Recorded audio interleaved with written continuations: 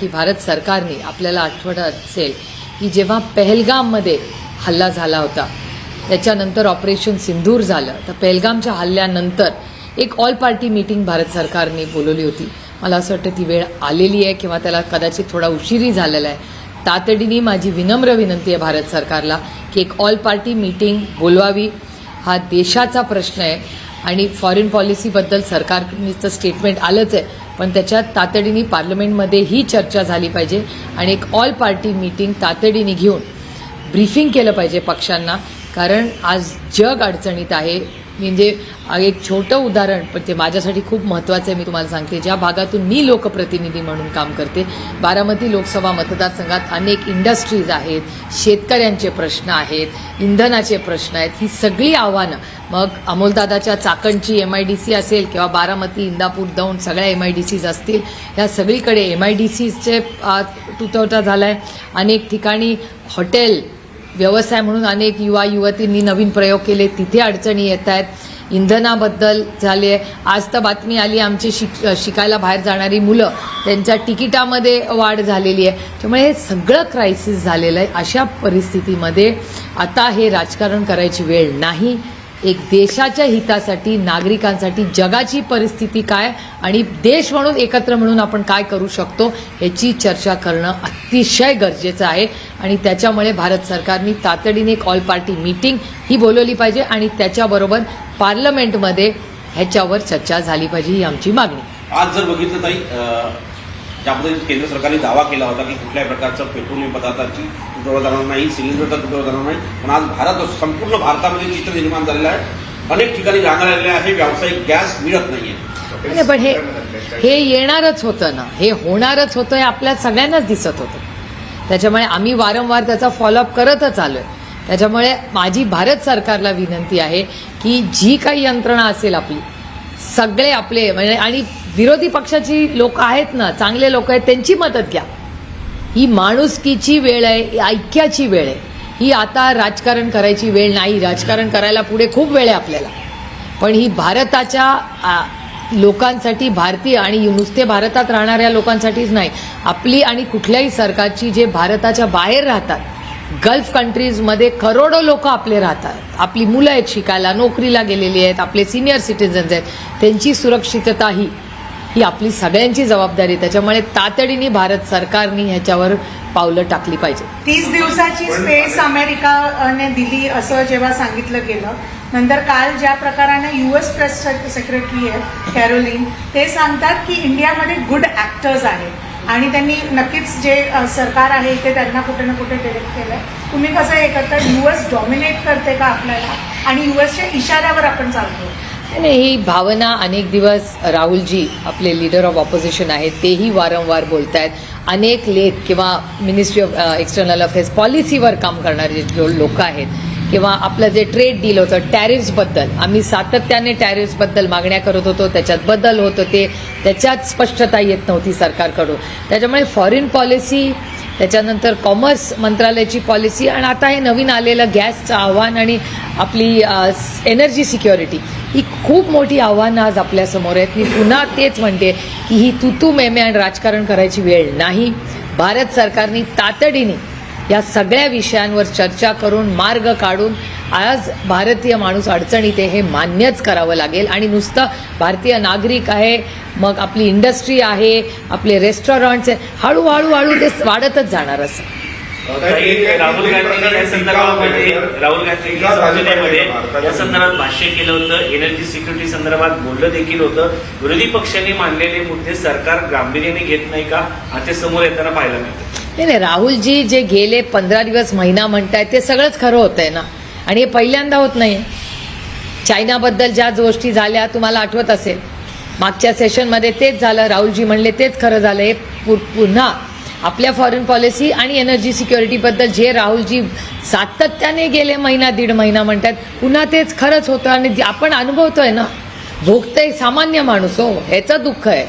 एप्स्टेन फाईल्समुळे हे सगळं होत आहे, हे all over the world. In fact युएसचे पण लोक सांगतायत. तुम्हाला पण हेच वाटतंय. आणि हरदीप सिंग पुरी जे मागच्या काही काळापासून पार्लमेंटमध्ये दिसत नाही, ॲटलिस्ट आपल्या चेअरवर तर दिसत नाहीये, तर त्यांच्यावरती पण खूप प्रश्न निर्माण होते, कारण की ही जी टंचाई आहे त्यांचे मिनिस्टर फेस होत आहे. नाही, शक्यता नाकारता येत नाही, कारण का नक्की काय त्या फाईल्समध्ये चाललंय किंवा ज्या ज्या गोष्टी आहेत त्या भयानक आहेत. म्हणजे माणुसकी राहिली आहे का नाही अशा त्या कथा आहेत.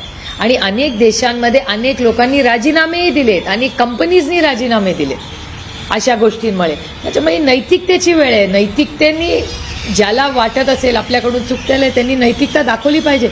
जगामध्ये अनेक लोकांनी नैतिकता केंद्रबिंदू ठेवून राजीनामे दिलेले आहेत. आजच सकाळी इराणच्या परराष्ट्र मंत्र्यांसोबत भारतीय परराष्ट्र मंत्र्यांचा फोन कॉल झालाय आणि विशेष म्हणजे इराणच्या परराष्ट्र मंत्रालयाने जाहीर केलंय उघडपणे की या फोनमध्ये आम्ही चर्चा केली, अमेरिकेला अकाउंटेबल धरलं पाहिजे जगाला अशा प्रकारे वेटीस धरण्यासाठी. याबद्दलही आम्ही बोललो आहे आणि हार्मुझमध्ये जी परिस्थिती उद्भवली त्याला अमेरिका इस्रायलचा अटॅक जबाबदार आहे असे आम्ही सांगितलं, असं इराणच्या परराष्ट्र मंत्रालयाने. मला असं वाटतं परराष्ट्र मंत्रालय हा खूप एक सेन्सिटिव्ह विषय आणि गंभीर विषय. त्याच्यामुळे ह्या सगळ्या बाबतीत आपण सगळ्यांनीच थोडंसं आपण बोलताना आपण सगळ्यांनीच त्याचा थोडासा जबाबदारीने बोललं पाहिजे.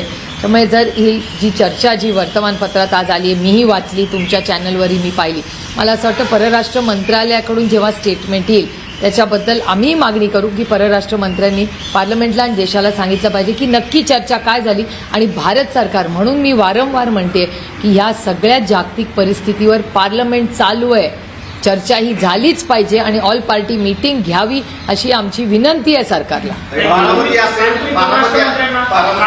चाकण असेल, इंदापूर असेल, काय माहिती तुमच्याकडे हातामध्ये की किती मनुष्यबळ जो आहे तो तुटवडा अनेक कंपनीजकडून डेटा आम्ही हे जे SME स्मॉल आणि मीडियम सप्लायर्स आहेत सगळ्या मोठ्या कंपनीजचे, त्यांच्या अनेक गोष्टी तुमच्याही चॅनलवर दाखवत आहेत की तिथे अनेक फॅक्टरीज म्हणजे 50% चालल्या आहेत, काही 20%, काहींनी बंदही केल्या आहेत काही दिवसासाठी.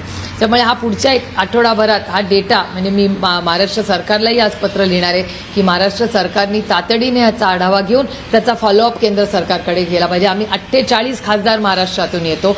महाराष्ट्राच्या या सगळ्यासाठी आम्ही 48 खासदार म्हणजे मी विनंती करते बाकीच्या खासदारांना की आपले सगळे मतभेद बाजूला ठेवून महाराष्ट्राच्या आणि देशाच्या हितासाठी आपण एकत्र करून काय आपल्याला मदत भारत सरकारला करता येईल किंवा काय ज्या राहुलजी ज्या सूचना आहेत आपले मतभेद जरा बाजूला ठेवूया, पण राहुलजी जे सांगतायत त्यातून काहीतरी बोध घेऊन आपण सगळे देशाच्या हितासाठी पुढे जाऊया. मोठा परिणाम झालाय. साखर जी आहे 32 नाही, साखर असेल, केळी असेल, आंबा असेल, प्रत्येकच शेतकरी अडचणीत आहे ना.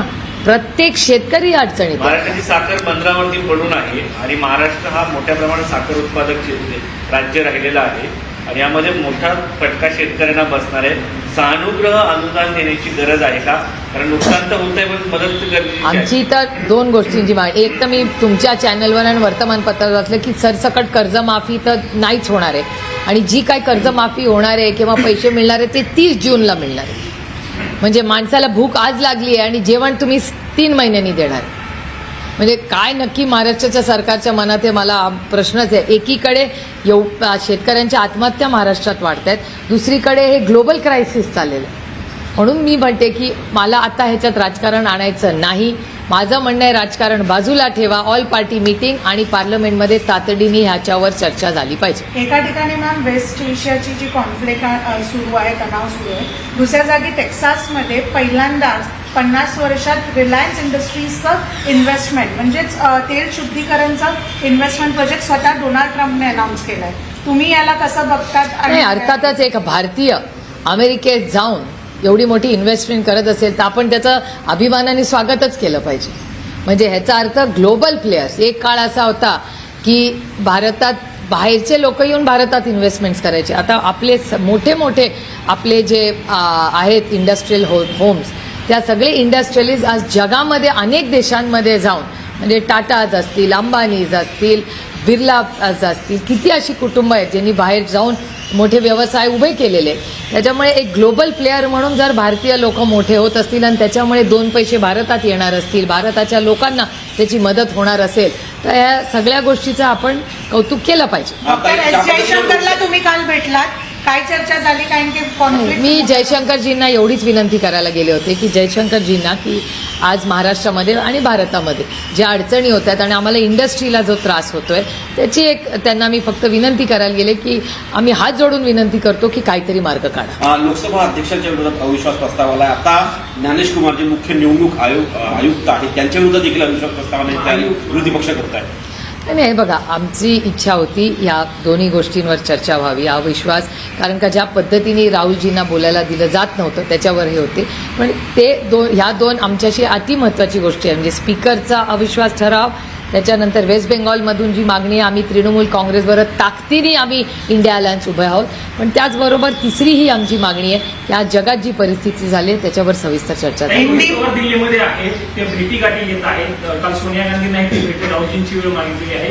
अजित पवारांच्या विमान अपघाताची चा मुद्दा जो आहे तो संसदेत उपस्थित करावा ही त्यांची प्रमुख मागणी. ह्या इंडिया अलायन्समधल्या सगळ्या मित्रपक्षांची ही चर्चा झालेली आहे आणि रोहित त्याचा स्वतः सगळीकडे फॉलोअप घेतोय आणि त्याच्यावर पार्लमेंटमध्ये चर्चा व्हावी ही मागणी आम्ही केलेली आहे. कालच मी खरं तर काँग्रेस पक्षाचे आणि शिवसेनेचे मनपूर्वक आभार मानते.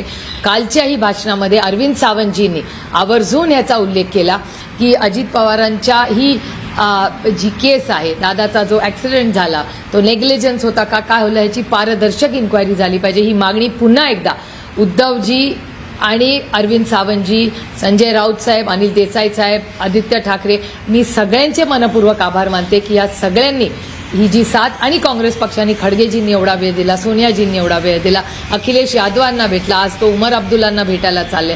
त्यामुळे ह्या सगळ्यांचे मी मनपूर्वक आभार मानते की आमच्या या म्हणजे दादा हा माझा दादा तर मला होतानाही म्हणतात आहेच, होता आहे, पण त्याचबरोबर दादाला न्याय हा मिळालाच पाहिजे. आमच्या कुटुंबावर जी एवढं मोठं संकट आलं ते दुसऱ्या कुठल्याही कुटुंबावर येऊ नये.